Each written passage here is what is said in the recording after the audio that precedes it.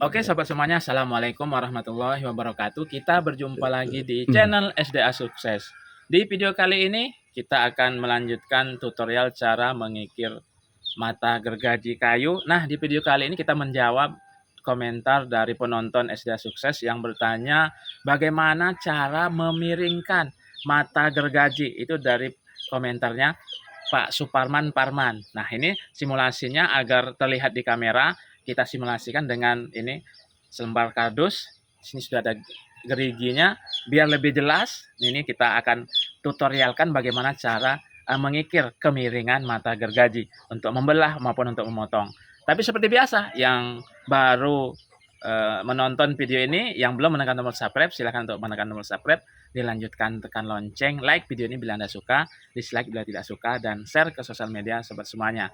Oke, langsung kita menuju ke tutorialnya. Mari.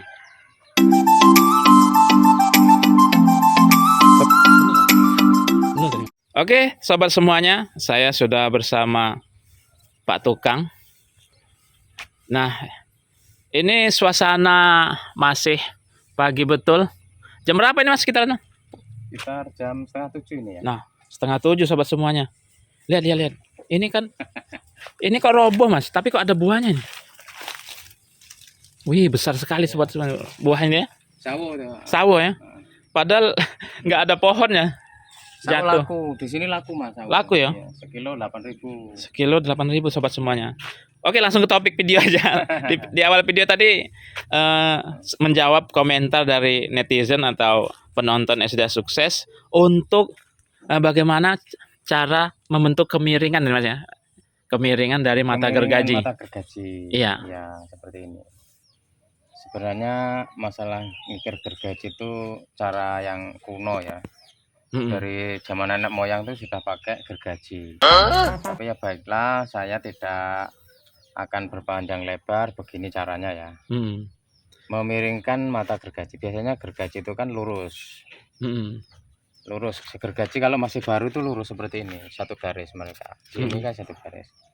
Tapi ketika sudah kita beli, kita tinggal pilih gergaji itu mau kita bikin gergaji potong atau gergaji belah. Kalau gergaji potong alurnya seperti ini, dia segitiga. Kalau gergaji belah dia agak miringnya ke sini ya. Ini termasuk jenis gergaji potong. Jadi kalau untuk memiringkan ketika mau dibikin gergaji potong, kita tinggal gasak sini saja supaya jadi miring seperti ini. Nah, yang sebelah situ enggak berarti yang sebelah sini. Enggak. Nah, nanti dulu ya tak bikin anu ya.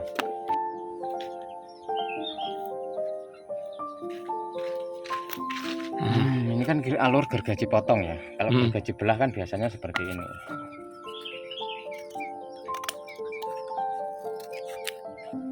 Oh, ini gergaji?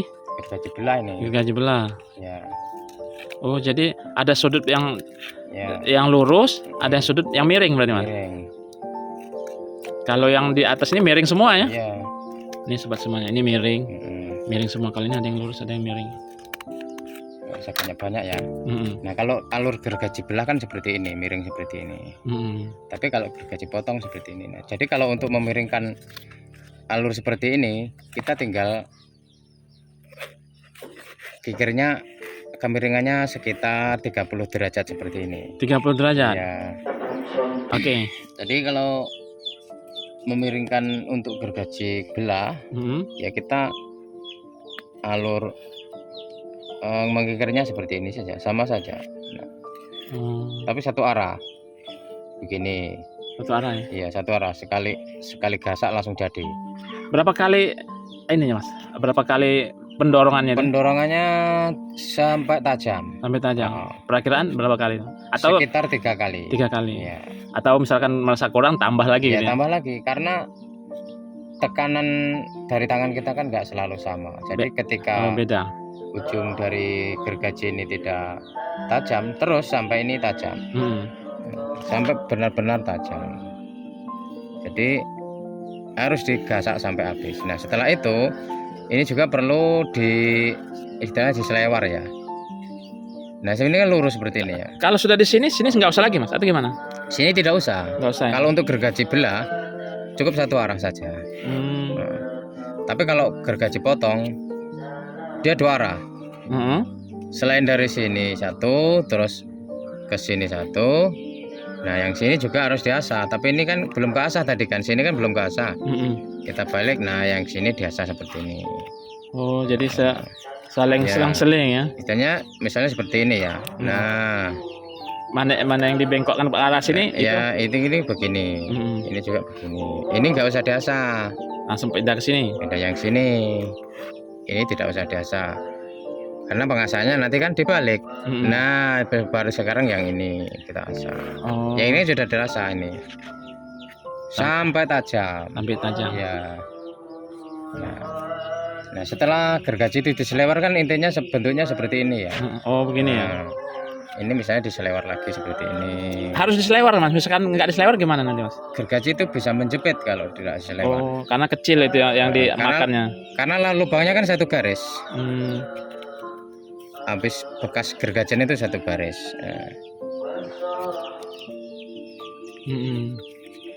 Nah, seperti ini kan dia ketika dipakai tidak jadi satu Untuk garis. penyelewarannya bagaimana Mas? Pakai apa? Pakai tangan nggak kuat? Pakai tangan bisa kalau kuat, kalau enggak ya ada alatnya. Ada alatnya. Ada. Oh ya, nanti kita praktek ya cara menyelewar. Biasanya pakai apa Mas? Ya kita bisa bikin dewek atau beli juga ada beli. Selewar gergaji ada. Oh. Bikin sendiri bisa. Kayak apa alatnya Mas? Ada sampean? Alatnya ada, kemarin itu ada kemana nggak tahu ini ya. Iya. Mana ya? Pakai pisau kemarin itu nggak tahu di mana pisaunya.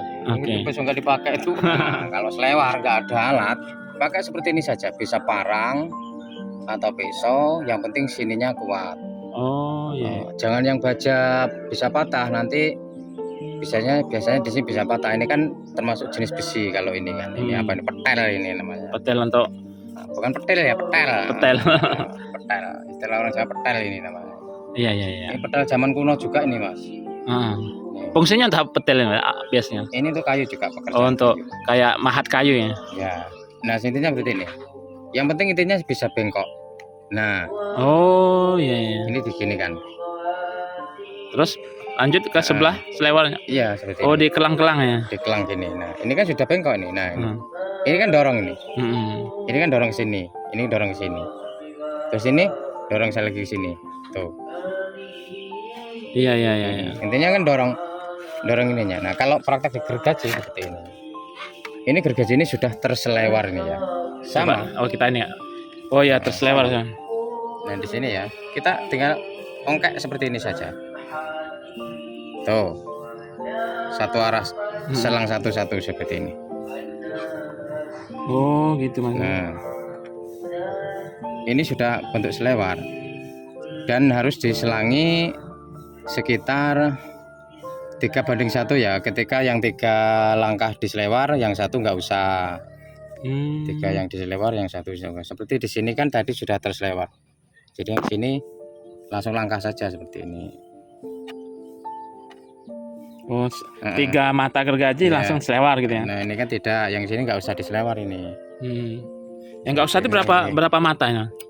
Ya sekitar 3 musuh satu ya. 3:1 ya, basing ya. Yang penting ada yang dibengkokkan. Selewar, ada yang tidak. Selewar itu membengkokkan berarti Mas? Iya. Ini kikir ini ya, ini pengikiran gergaji saya ini ya. Berantakan ini ya. Nah, ini karena ini untuk gergaji bukan kayu ini Mas. Ini karena untuk bambu. Oh, untuk bambu. Gergaji kalau untuk bambu ya seperti ini. Dan ini bukan untuk pertukangan kayu. Kalau pertukangan kayu pengikiran seperti ini jelek. Dia harus lebih rata. Panjang, giginya ini harus lebih panjang. Ini kan terlalu kerap. Tapi ini untuk setelan gergaji bambu. Ketika untuk kayu itu tidak seperti ini. Kita harus lebih ekstra mengikir lagi, lebih dalam lagi. Ini kan memang saya setel untuk bambu.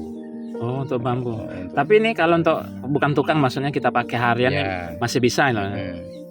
Ini memang bukan untuk pertukangan kayu. Pengikiran ini bukan pengikiran untuk pertukang kayu. Jadi ya agak amburadul, ini tidak apa-apa. Tapi masih karena tajam ini kan? Memang untuk bambu.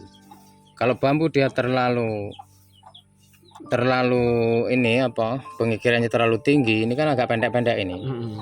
Kalau terlalu tinggi dia akan loncat-loncat malahan. Jadi harus kerap seperti ini kalau bambu. Iya. Ini memang saya setting untuk bambu. Kalau setting untuk kayu itu harus lebih panjang dari ini. Oh. Ya, ini memang saya setting. Kenapa kalau bertanya kok ada yang berantakan mata gergajinya ya? Ya ini karena settingan dari bambu. Iya. Untuk menggergaji bambu juga harus ada selewaran sama, karena menggergaji bambu itu sama, menjepit juga dia bambu, apalagi bambu yang lagi basah. Tapi ini kalau untuk memotong bambu, wah ini jagonya, ini ahlinya motong bambu ini. Oke. Ya intinya mengikir gergaji itu kita harus tahu disetel untuk menggergaji apa. Ketika menggergaji kayu, cara ini salah, karena ini kurang panjang, istilahnya kurang dalam, cara pengikirannya kurang dalam. Jadi harus lebih ekstra dalam lagi. Ini ditambah lagi. Cara mendalamkan gimana ya? Ya tetap kita kikir sampai dalam. Seperti ini teori tadi di awal ya. Kikir itu tidak harus langsung jadi. Jadi kita itu mau menggergaji kayu atau menggergaji bambu itu ada setelannya. Karena seperti ini tidak terlalu panjang, ini setelan untuk bambu. Dan juga kalau untuk membuat purus itu lebih pendek dari ini lagi untuk membuat purusan. Untuk kayu purus-purusan kayu itu lebih lembut lagi ini anunya, matanya ini. Lebih pendek, lebih kecil lagi. Intinya apakah itu gergaji itu mau kita kikir untuk gergaji potong atau belah, itu kan tinggal penyetelan cara mengikirnya saja. Teori seperti yang di awal video tadi ya. Kalau cara ngikirnya ya gitu-gitulah, ngikir itu gampang itu. Paling gampang ngikir itu. Tapi kalau kita tidak tahu, kalau asal ngikir, misalnya kita mengikir agak panjang, ininya panjang, tapi untuk menggergaji bambu, saya yakin dia akan loncat-loncat. Gergajinya dipakai itu loncat-loncat karena terlalu tinggi dari mata kikir ini. Tapi kenapa ini ada yang mengatakan mungkin berantakan ya kayaknya ini ya. Tapi ini memang saya setel untuk menggergaji bambu. Atau kita coba ya untuk menggergaji bambu ya. Oke. Ya. Ini sobat semuanya kita mau praktek menggergaji bambu. Bambunya sangat panjang sekali nih.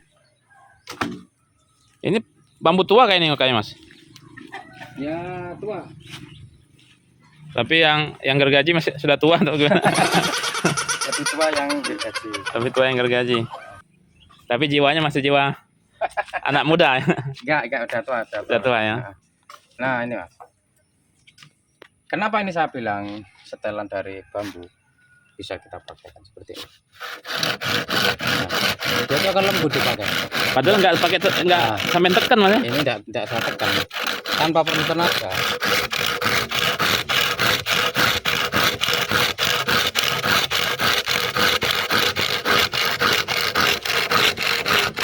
Nah cukup seperti saja. Nah ini kalau diselewar itu tidak jepit. Nah ini enggak hasilnya tidak jepit. Kalau selewar ya. Gergaji itu tidak diselewar, ini akan jepit. Disilang jepit. Dan setelan yang pendek seperti ini memang settingan untuk menggergaji bambu. Itu tidak sama dengan setelan gergaji kayu. Oke. Cukup Mas kayaknya? Iya. Oke, sobat semuanya, itu tadi penjelasan yang menurut saya sangat detail ya. Mudah-mudahan penjelasan ini bisa menambah wawasan atau menambah ilmu dan juga bisa dimengerti untuk sobat semuanya. Seperti itu menjawab pertanyaan dari Pak Suparman, bagaimana ngambil sudut kemiringan dari mata gergaji. Jadi ini simulasinya untuk gergaji potong, dan ini yang di bawah ini untuk gergaji belah Mas ya? Ya, gergaji belah. Sekali lagi, yang baru berkunjung ke channel ini, yang belum menekan tombol subscribe, silakan untuk menekan tombol subscribe, dilanjutkan tekan lonceng, like video ini bila Anda suka, dislike bila tidak suka, dan share ke sosial media sobat semuanya. Kami akhiri, sebelum kami akhiri, apabila di sini ada salah-salah kata, kami mohon maaf yang sebesar-besarnya. kami akhiri. Wassalamualaikum warahmatullahi wabarakatuh. Bye bye. Ini untuk selewar tadi, Mas. Iya.